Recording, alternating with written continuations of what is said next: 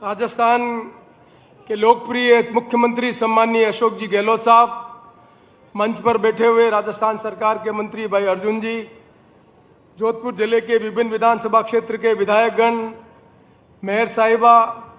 अलग अलग बोर्ड के चेयरमैन साहब, रोडवेज के पदाधिकारीगण, अलग अलग विभाग के आए हुए अधिकारीगण, जोधपुर के निवासियों, भाइयों और बहनों, सबसे पहले मैं जोधपुर निवासियों को बहुत बहुत धन्यवाद देना चाहता हूं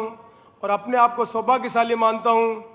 कि आज माननीय मुख्यमंत्री जी के विधानसभा क्षेत्र में विभिन्न जो लोकार्पण के, शिलान्यास के कार्यक्रम आज आपके समर्पित हुए और ये केंद्रीय बस स्टैंड का जो लोकार्पण हुआ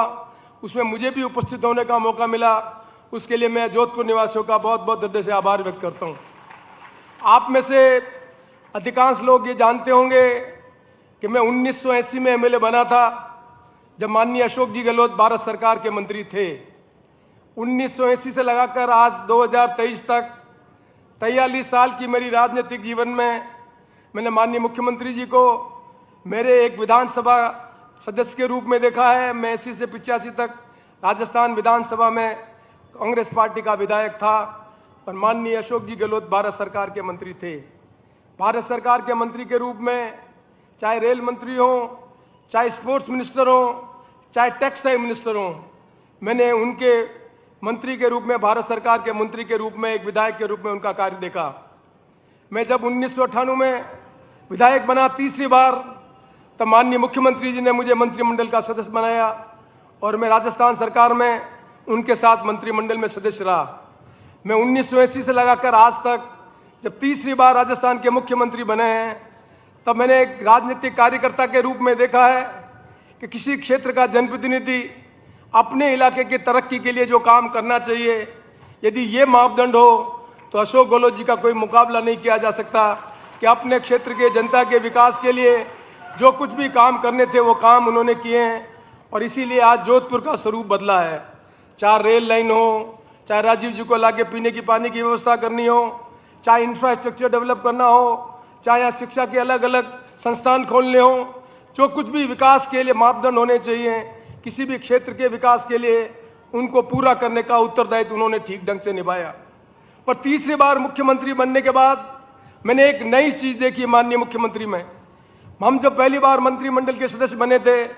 तब राजस्थान का जो बजट था वो 3000 करोड़ के आसपास था और जैसे जैसे सरकारों के पास आमदनी बढ़ी और उस तरह से काम करने में जो परिवर्तन हुआ, उस परिवर्तन की एक बात मैंने देखी जो मैं आपके साथ शेयर करना चाहता हूं। अब सड़क बनाना, स्कूल खोलना,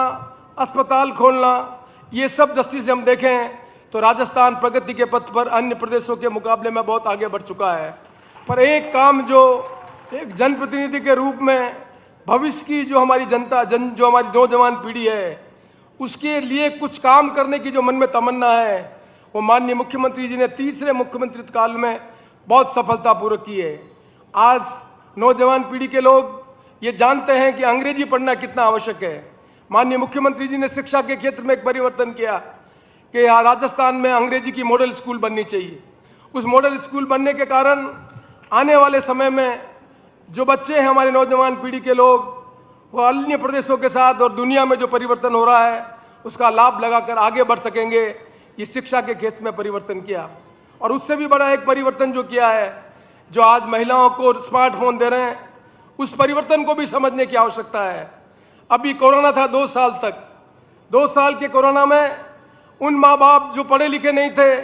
उनके बच्चे स्कूल में कैसे पढ़ रहे थे। स्कूल का मतलब होता है क्लासरूम, स्कूल का मतलब होता है ब्लैक बोर्ड, स्कूल का मतलब होता है पढ़ाने वाला अध्यापक। 2 साल तक कोरोना में स्कूल बंद थे, पढ़ाने वाला अध्यापक नहीं था, पढ़ाने का काम मोबाइल के माध्यम से अध्यापक कर रहे थे और उसके कारण वो माँ बाप जो पढ़े लिखे नहीं थे, उनके बच्चों ने 2 साल तक पढ़ाई कैसे की, इसकी कल्पना वो माँ बाप ठीक ढंग से कर सकते हैं जिनके माँ बाप पढ़े लिखे थे। आज 2 तरह के बच्चे स्कूल में पढ़ रहे हैं। एक बच्चे वो जिनके माँ बाप पढ़े लिखे नहीं थे और 2 साल में उन्होंने पढ़ाई कैसे की वो बच्चे ही जानते हैं और माँ बाप जानते हैं। दूसरे माँ बाप बच्चे पढ़े लिखे थे और मोबाइल से अध्यापक पढ़ा रहा था, माँ भी मदद कर रही थी, पिता भी मदद कर रहा था और वो बच्चा पढ़ लिख कर 2 साल बाद पढ़ने के लिए आया। ये जो विषमता और जो डिप्राइवेशन एजुकेशन में हुआ है, उस डिप्राइवेशन को कम करने के लिए माताओं को जो मोबाइल दिया है उसको खास तौर से समझने की आवश्यकता है कि कोई माँ पढ़ी लिखी नहीं है, उसने अपने बच्चे के साथ न्याय नहीं किया। और अब आने वाले जमाने में यदि माँ पढ़ी लिखी नहीं होगी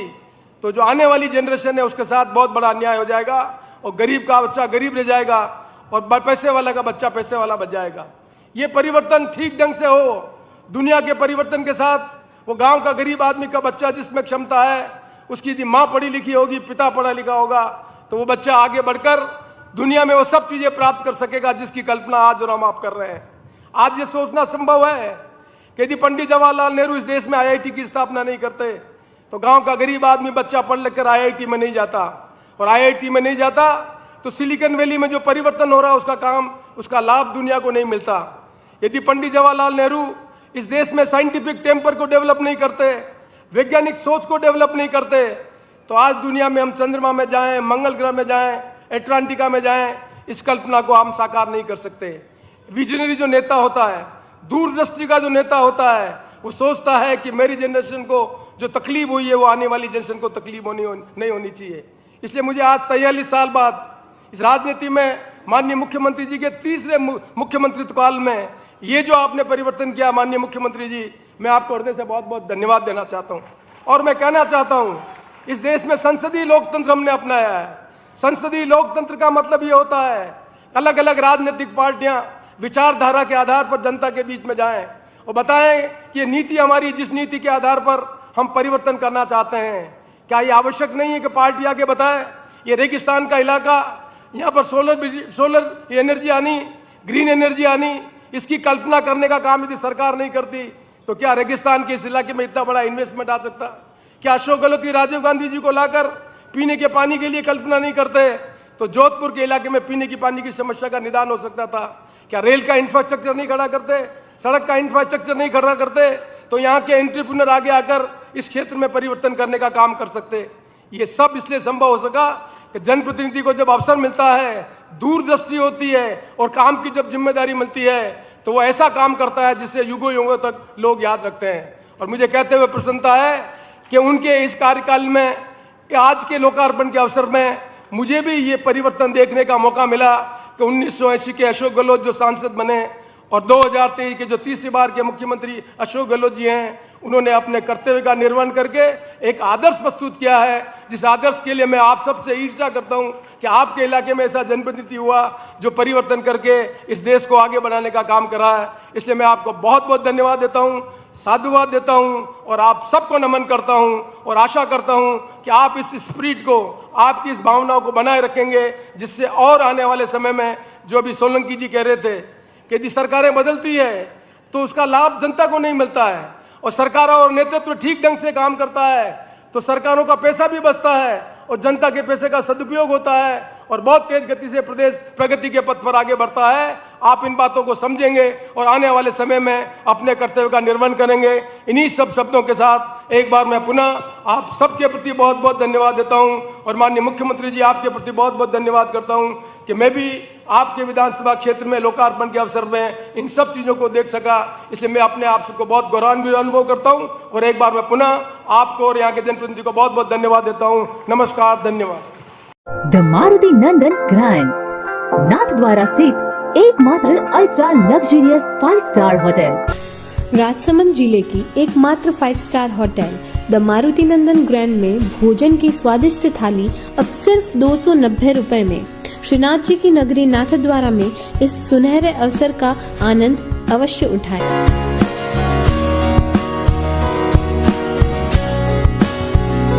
मारुति नंदन ग्रैंड, थिंक नाथद्वारा, थिंक नंदन ग्रैंड।